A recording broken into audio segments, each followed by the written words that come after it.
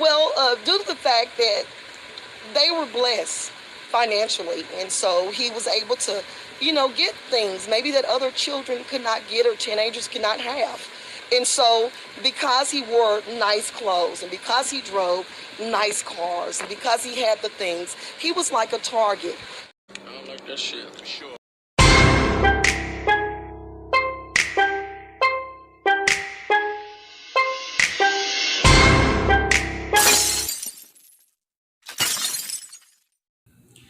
Hey, what's up everybody? Welcome back to my channel and thank you for joining me.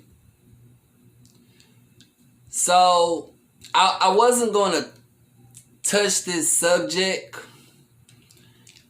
and I thought about my reasons why, mainly because everybody talking about it, and I don't want to be like everybody. But it's been on my mind, so I give you my 2 cents about it. It's concerning the Texas school shooting with a young black guy named Timothy Simpkins. Timothy Simpkins.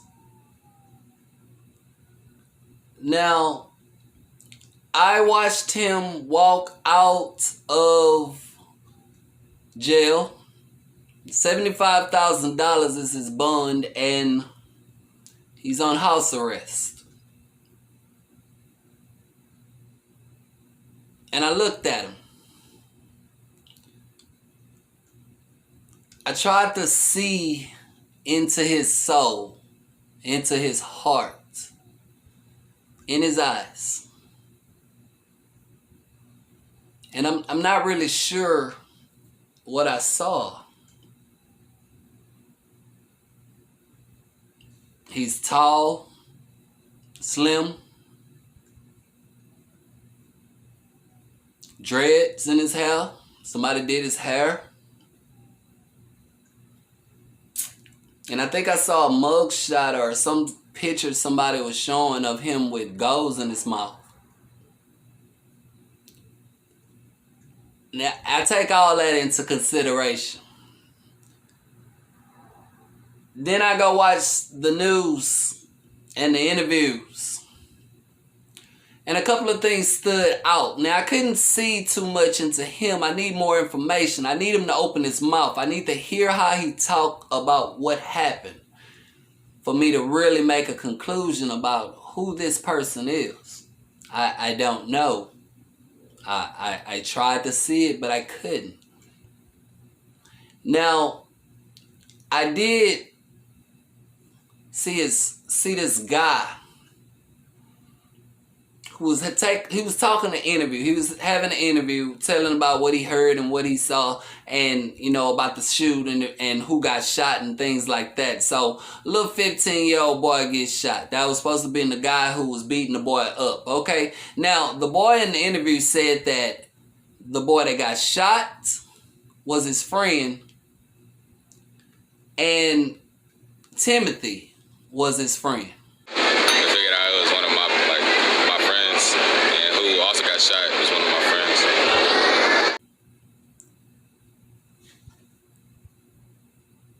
That means he had friends.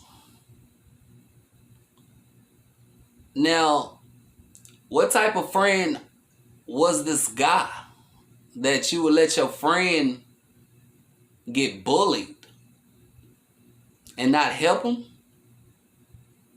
Not try to do anything about it? I don't understand that. But that stood out to me. Then I listened to his mom talk, or some woman. I didn't see the identification. It was just family member. He was scared. He was afraid. There's a video that's all out on social media, and it shows that he was being attacked. It wasn't just one person that would attack him and bully him, taking his money, harassing him due to the fact because he had more things than maybe others. It takes us all. It takes us all to stand together about this bullying. It could have been a situation where he took the other turn and decided to commit suicide. What the decision that he made, taking the gun, we're not justifying that. That was not right. But he was trying to protect himself. And so we hope that the police department does the investigation properly. There are going to be independent investigations that's going to be done as well, so that we can get to the bottom of really what happened. Well, and you say that he was bullied exactly because he had, clearly y'all have a little bit of money, you know what I mean? Like, because of money situation, or what all are you saying that he was bullied about, and how many times did y'all report that? Well, due to the fact that they were blessed financially, and so he was able to, get things maybe that other children could not get or teenagers could not have. And so because he wore nice clothes and because he drove nice cars and because he had the things, he was like a target, outgoing, loving person, being that he's been around his grandmother, his loving mother. They taught him to love, and he was a giver. Mostly up until the point to where he got into his senior year. And it really became, he's looking forward to graduating and doing something with his life. But I did notice he was surrounded by a lot of black women. And I was trying to see, where was his father at? I didn't see a father. I saw a guy standing there with the family and his arms around them, but I don't think he was the father because he wasn't talking. The woman was talking. And in typical womanly fashion, my child is this, my child is that. My child was scared. My child was being bullied. They took his money, multiple people.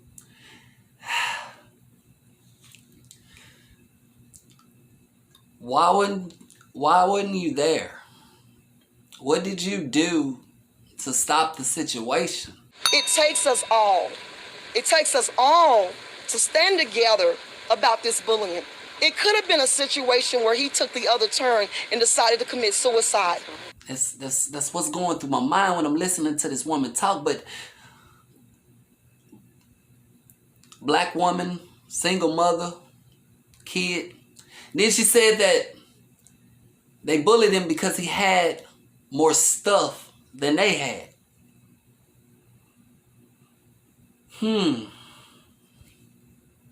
Was he flaunting his stuff? Did he flaunt it in their face? Did he steal a girlfriend?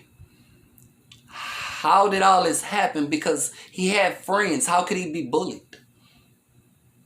You get me?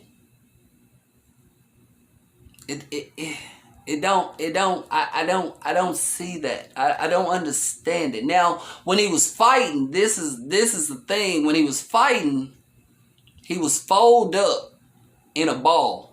This video, part of the police investigation, shows moments during a fight between Zacchaeus and the 18-year-old suspect. The suspect is wearing a white hoodie. Shortly after this video ends, police say the suspect shot Zacchaeus. He couldn't fight? Did his mother not teach him how to fight? You know, I thank God that my daddy was around and my daddy raised me a little. I was raised by my grandmother and my grandfather around my aunt and my cousins and stuff. But my dad stayed in the same city and he would come see me. I would go see him. I would go spend the night with him. He was in a bad place, you know. He had been some bad things, but he was building himself up. And when he was finally, got there, I was going to go stay with him. You get me? He died before then, so that is his excuse. But my daddy was always there for me. You know, my dad used to always tell me before I left the house, he used to say, be smart, be safe, and be careful. I remember one time we was at a ATM, and he was telling, I was just staring at him taking money out the ATM, and he was like, hey, watch my back. He taught me that. He taught me about walking on the side when you with your girl and you walking down the street, you keep her on the inside. That way, if anything happened, it'll get you first. He taught me that too. You know, dads are very important. And in this situation, I wonder how would this have played out if his dad was around. It takes us all. It takes us all. Now, the if